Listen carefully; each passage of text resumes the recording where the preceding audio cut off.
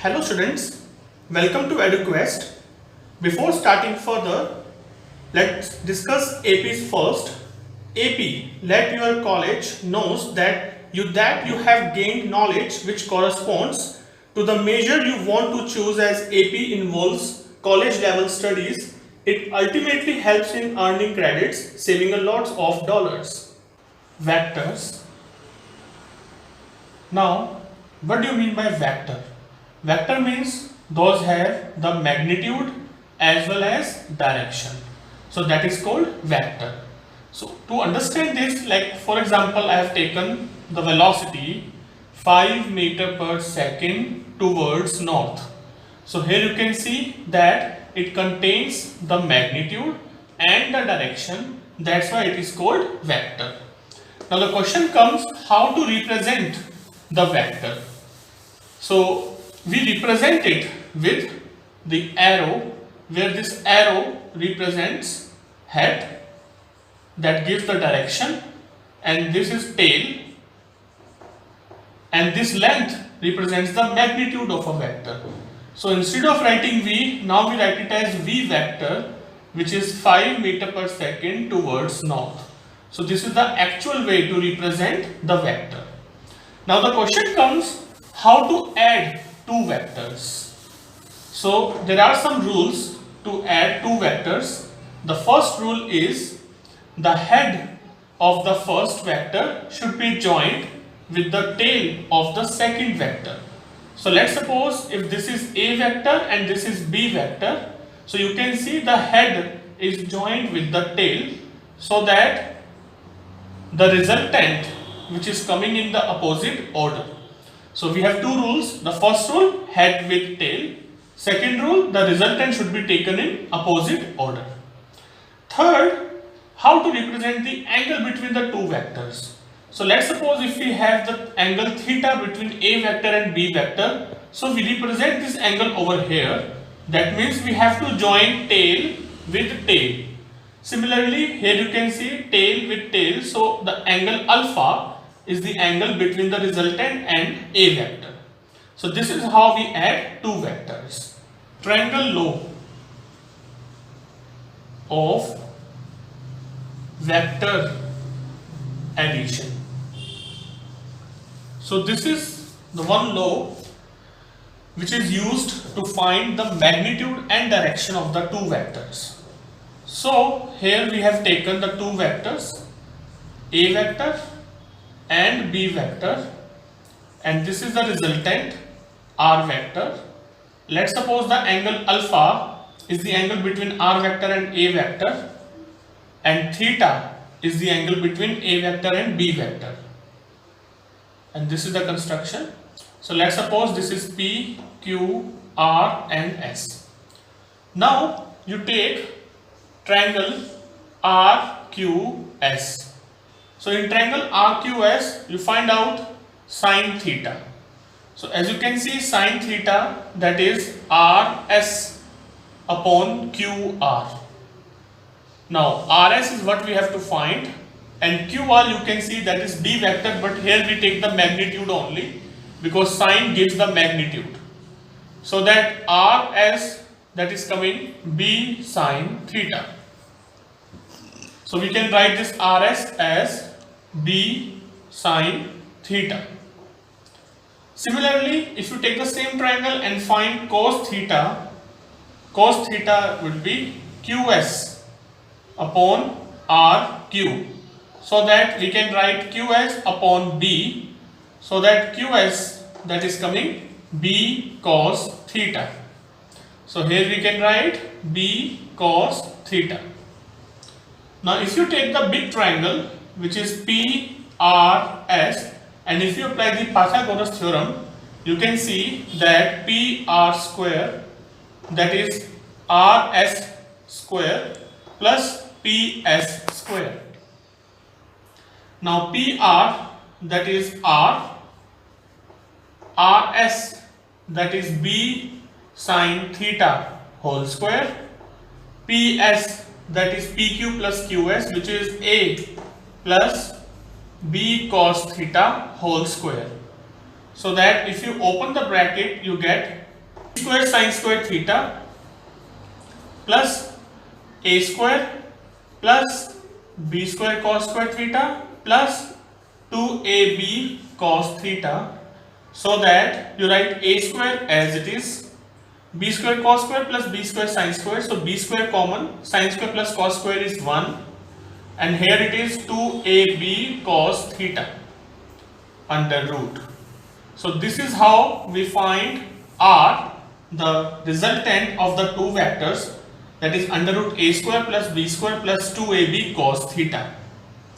And similarly, if you just take the same triangle again, we can find tan alpha, which is the direction, and tan alpha, that will be rs upon ps. So here we write rs upon ps. Now what is rs? That is b sin theta upon a plus b cos theta. Therefore alpha would be tan inverse, that is b sin theta upon a plus b cos theta. So this is how we find the magnitude and the direction from the triangle law of vector addition. And then we can discuss the cases under it. Like if you take theta as 0 degree, cos 0 becomes 1, and you get r as under root a square plus b square plus 2ab, that gives r as a plus b, and that gives the maximum value because cos 0 degree is 1, and that is the maximum value of cos. If you take theta as 90 degree, cos 90 becomes 0, so that you get r under root a square plus b square. And if you take theta as 180 degree, you get r minimum a minus b, because cos 180 is minus 1. Now parallelogram law of vector addition, like we just did the triangle law of vector addition, and if you just follow the same diagram, but you just draw a line parallel to QR, and similarly you draw a line parallel to this. Draw a line, say T. So PT, that is parallel to QR, and TR parallel to PQ. This is the figure which we have got, and that is called the parallelogram. And here we apply the same concept, like we take the triangle RQS and we find the sine theta, which is RS upon QR. QR, that is B.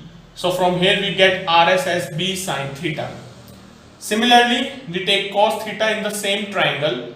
Cos theta is QS upon B, so that QS comes B cos theta.